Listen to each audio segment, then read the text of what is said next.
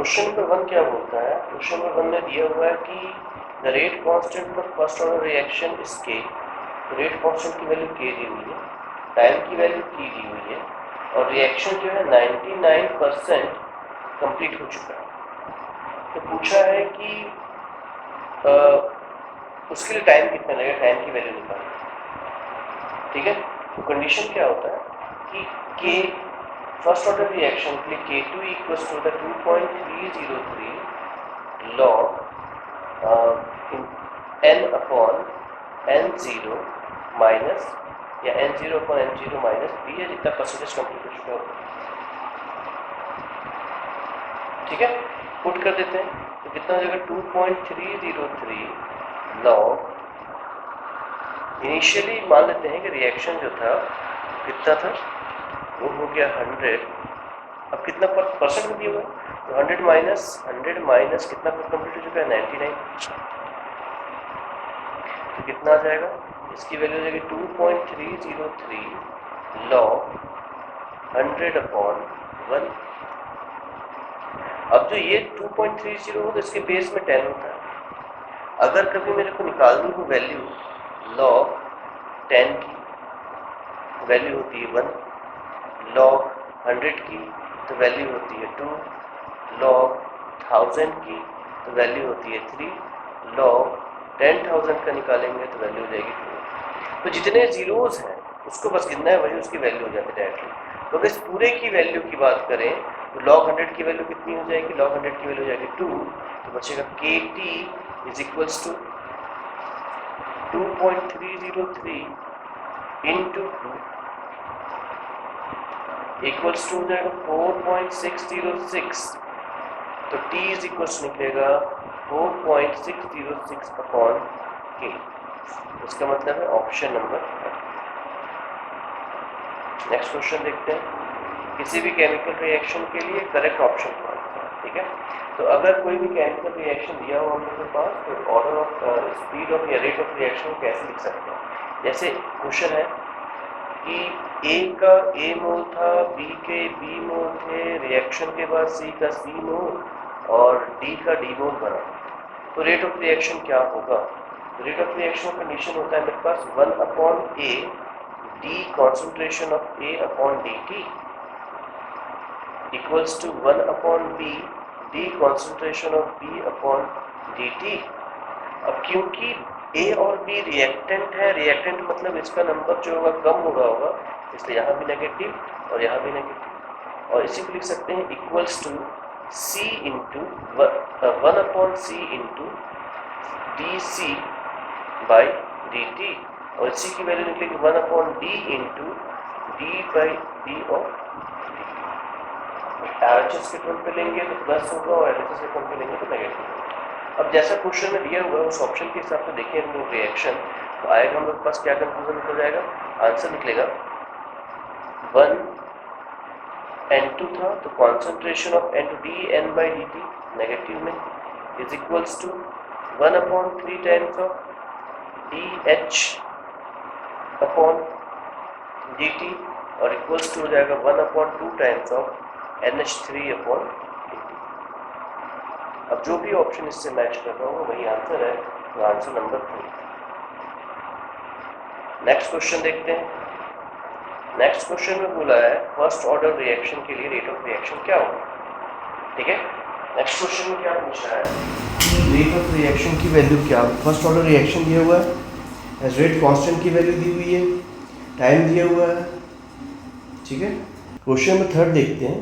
Question number 3 में क्या बोला है कि the first order reaction has rate constant k की वैल्यू दी हुई है। क्वेश्चन में क्या दिया है, k की वैल्यू दी है 2.303 इंटू 10 टू द पावर -3। अब पूछा है कि कितना टाइम लगेगा 40 ग्राम से 10 ग्राम बनने में। ठीक है, 40 ग्राम से 10 ग्राम बनने में कितना टाइम लगेगा, क्वेश्चन पूछ दिया। तो कंडीशन पिछले बार फॉर्मूला लगाए थे, फॉर्मूला क्या था कि KT is equals to 2.303 log initial concentration upon concentration at present. ठीक है, तो क्या कंडीशन लग गया, K की वैल्यू कितनी होगी 2.303 इंटू टी और इंटू 10⁻³ इक्वल्स टू 2.303 लॉग कितना था शुरू में 400 और अभी कितना बचा है 10। ये दोनों कैंसिल आउट हो गए, ये पूरा भी कैंसिल आउट हो गया। टी को उधर भेज देंगे तो पॉजिटिव हो जाएगा पावर, तो क्या मिलेगा value T is equals to log 4 into 10⁻³ वो -3 जो होगा वो +3 में कन्वर्ट हो जाएगा। ठीक है, अब इसको सॉल्व करना है। log 4 की वैल्यू कितनी होती, कुछ बच्चों को बनता होगा, जिनको नहीं बनता है वो देखेंगे कैसे समझते हैं इसको। कभी भी अगर log 4 कुछ वैल्यूज़ को तो याद करने पड़ेंगे, टू log 2 की वैल्यू, log 3 की वैल्यू, log 4 की वैल्यू याद कर लेनी चाहिए। log 4 की वैल्यू कैसे निकालेंगे, ये हो जाएगा log 2⁻², ये 2 आगे आ जाएगा तो बचेगा 2 log 2। अब log 2 की वैल्यू कितनी होती है, log 2 की वैल्यू होती है 0.3010, ये याद करना पड़ेगा। अगर log 2, log 3, log 5 की वैल्यू याद हो जाए तो बहुत सारी वैल्यूज़ निकाल सकते हैं log की। इस हिसाब से हम लोग देखते हैं तो log 4 की वैल्यू कितनी आ जाएगी, पुट करते हैं यहाँ पर, तो t is equals to log 4 into 10⁻³ था, कितना हो जाएगा log 4 की वैल्यू 2 इंटू 0.3010 इंटू 10⁻³। ठीक है, तो इसको मल्टीप्लाई जब करेंगे हम लोग तो कितना हो जाएगा 0.6020 इंटू 10⁻³। सिंप्लीफाई करेंगे तो 602.0 ऐसा कुछ आंसर आएगा इतने सेकेंड्स। तो कौन सा ऑप्शन सही लग रहा है, ऑप्शन नंबर 4। क्वेश्चन नंबर 4 देखते हैं। क्वेश्चन नंबर 4 में क्या बोला है, for a reaction of activation energy की वैल्यू दी हुई है, EA 0 दिया हुआ है और रेट कांस्टेंट जो दिया है वो कितना दिया हुआ है, रेट कांस्टेंट की जो वैल्यू दी हुई है वो 4.606 इंटू 10⁻, रेट कांस्टेंट की वैल्यू कितनी दी हुई है 1.6 इंटू 10।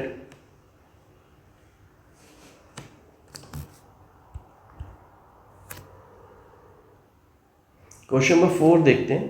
क्वेश्चन नंबर 4 में दिया हुआ है एक्टिवेशन एनर्जी EA की वैल्यू कितनी दी हुई है 0, रेट कांस्टेंट K की वैल्यू दी हुई है 1.6 इंटू 10⁻⁶, टेम्परेचर की वैल्यू दी हुई है 200 केल्विन और रेट 400 केल्विन पे क्या होगा, रेट कांस्टेंट की वैल्यू से पूछा है क्वेश्चन। ठीक है, तो कहानी क्या होती है, कहानी बोलता है, फॉर्मूला देख लेते हैं कि log K2/K1 equals to activation energy EA upon 2.303 R 1/T1 minus 1/T2। ये फॉर्मूला, वर्किंग फॉर्मूला यही है।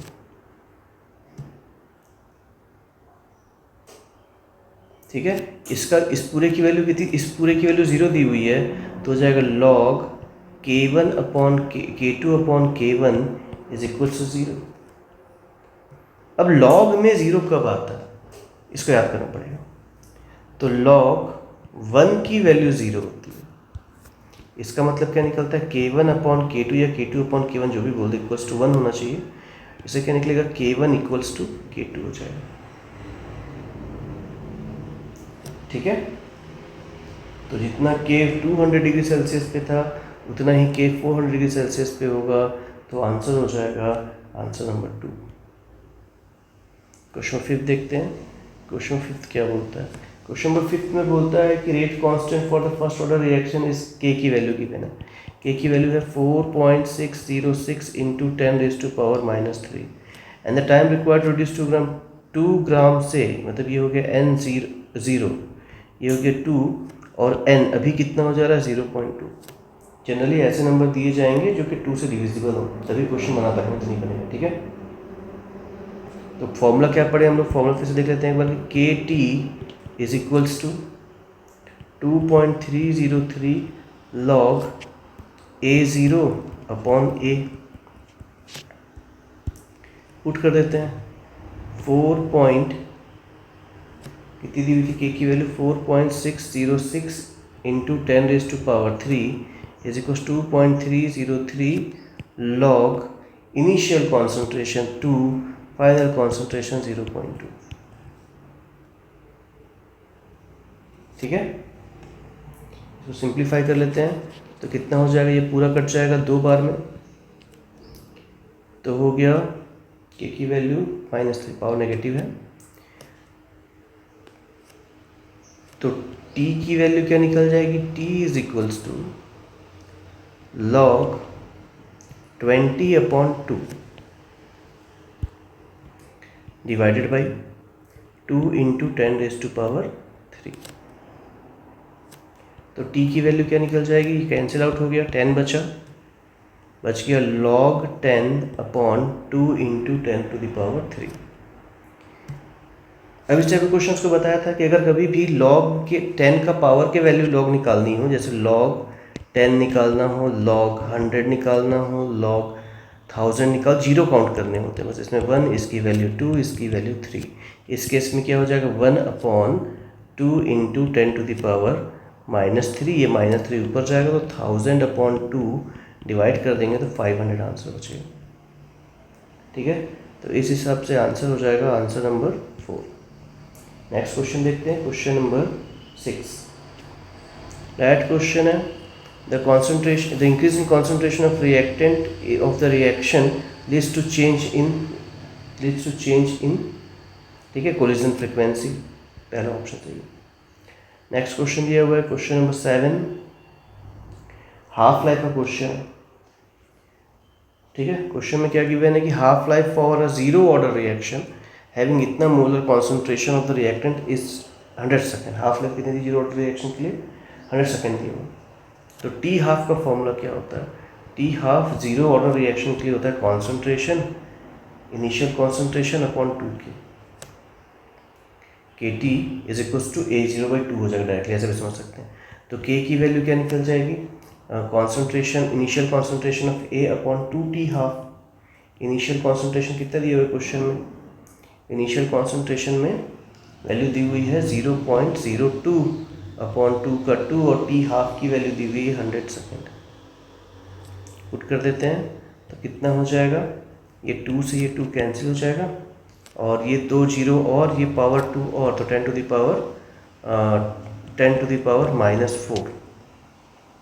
ठीक है, तो कौन सा ऑप्शन सही लग रहा है, 1 × 10⁻⁴ मतलब पहला ऑप्शन।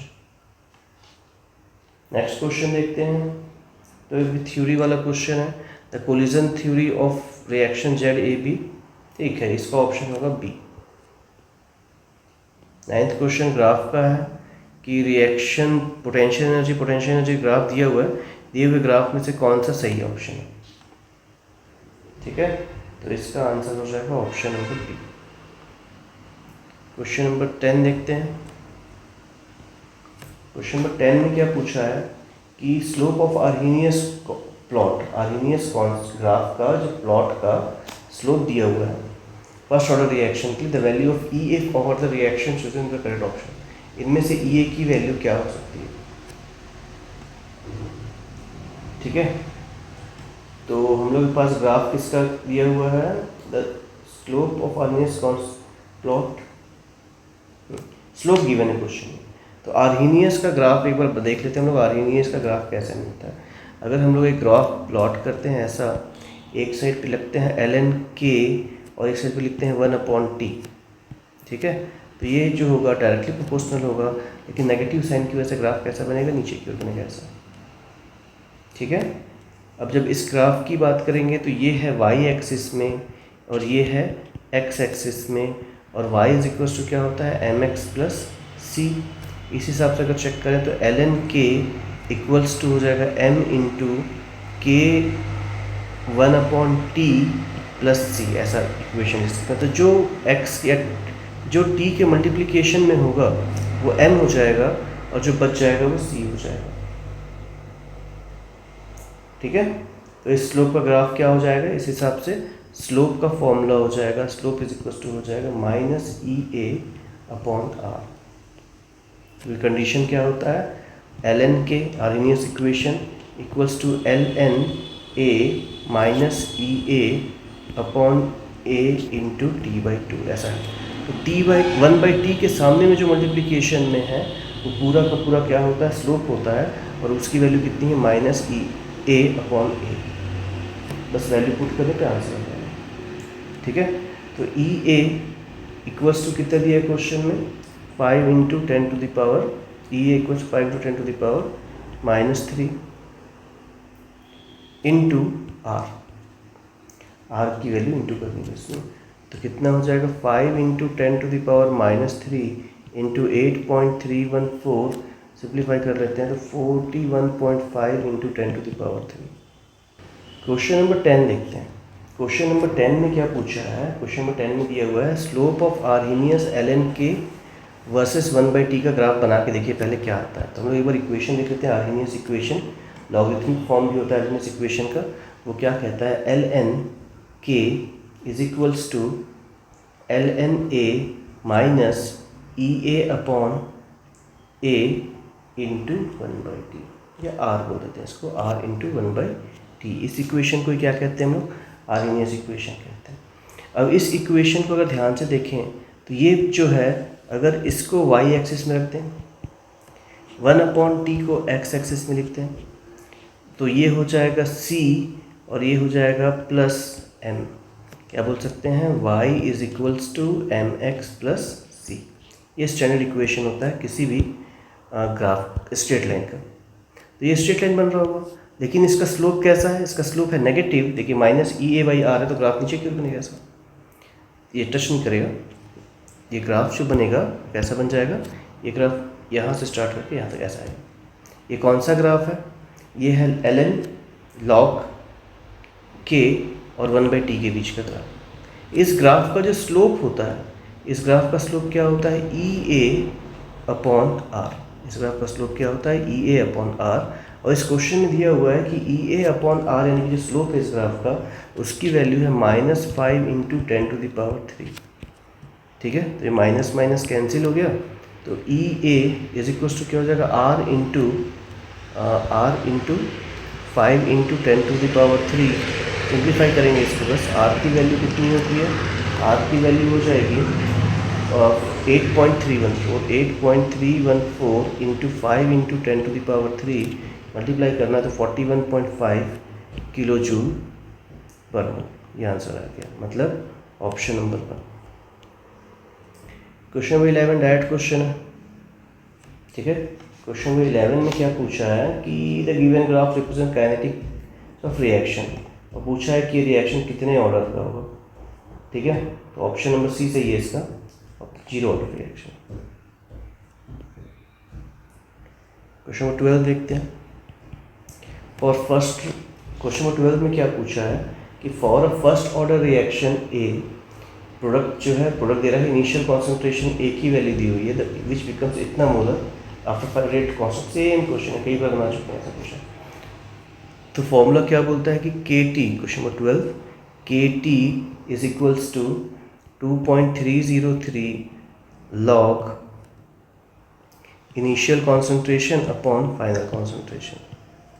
ठीक है, तो k की वैल्यू, t की वैल्यू दी हुई है, k into 5 is equals to 2.303 log 0.1 से 0.001 हो जा रहा है, इक्वल्स टू हो जाएगा k 2.303 अपॉन 5 log, ये 3 जीरो ऊपर चले जाएंगे और 1 जीरो नीचे आएगा, तो 1000 अपॉन 10 हो जाएगा।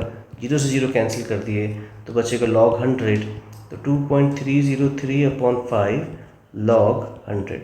log 100 में जितने जीरोस हैं उतने ही log की वैल्यू निकलेगी, तो 2.303 अपॉन 5 इंटू 2,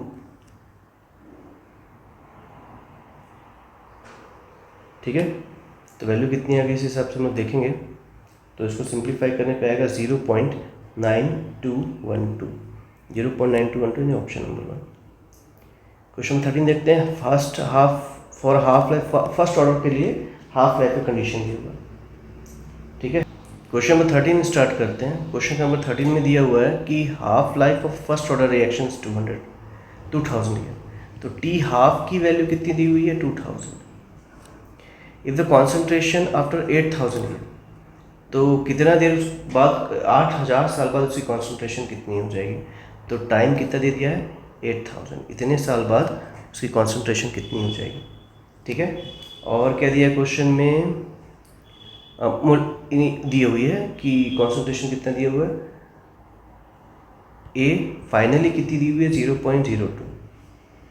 तो क्वेश्चन है कि इनिशियली कितना रहा होगा इनिशियल कॉन्सेंट। जब भी 2 के टेबल वाले क्वेश्चन होते हैं, देखिए ये भी 2 के टेबल में है, आगे वाले नंबर को बस देखना है, ये भी 2 के टेबल में, ये भी 2 के टेबल में, तो डायरेक्ट फॉर्मूला भी लगा सकते हैं। वो इनिशियल इससे पहले जो लगा था उससे भी निकल जाता है, या डायरेक्ट क्वेश्चन का फॉर्मूला लगा सकते हैं कि A T upon A zero is equals to 1/2 का पावर n। और जो यहाँ पर n यूज़ कर रहे हैं, ये n क्या होता है, ये n होता है t अपॉन टी हाफ। तो कितना हो जाएगा 8000 अपॉन 2000, 0 0 कट गया, कितना बचा 4। तो n की वैल्यू क्या आ गई 4। फॉर्मूला में पुट कर देते हैं जो वैल्यूज दी हुई हैं उनको, कितना हो जाएगा 0.02 इक्वल्स टू A0 अपॉन 2⁴।